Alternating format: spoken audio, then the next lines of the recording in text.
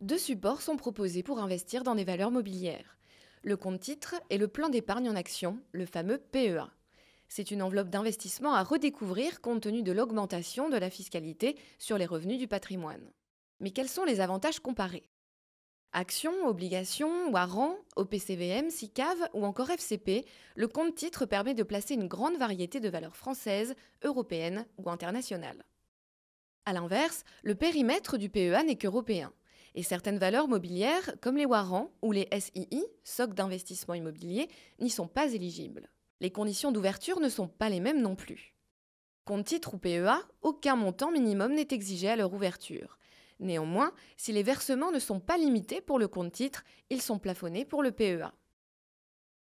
Toute personne mineure ou majeure peut ouvrir un ou plusieurs comptes titres prenant la forme d'un compte individuel ou d'un compte joint. Pour le PEA, les conditions sont plus restrictives.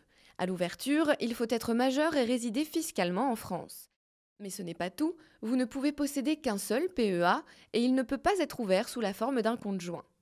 Concernant la disponibilité maintenant, sur le compte titre, les fonds sont disponibles à tout moment.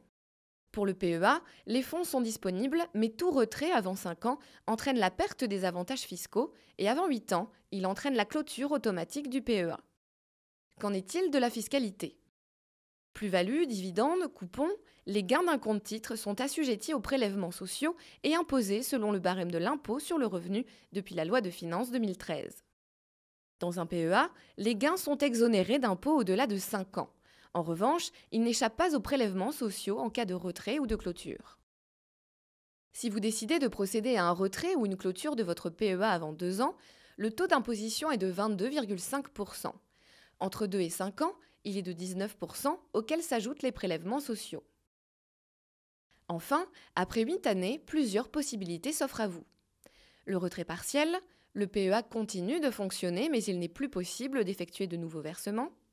Le retrait total qui clôture votre PEA. Ou la rente viagère qui sera également exonérée d'impôt sur le revenu. Bien entendu, vous pouvez conserver votre PEA sans limite de durée. Conclusion, compte titres et PEA sont des enveloppes d'investissement complémentaires permettant d'optimiser la gestion d'un portefeuille de valeurs mobilières. Privilégiez le PEA pour les actions européennes et les produits à distribution de revenus. Privilégiez le compte titre pour la diversification et les produits de capitalisation.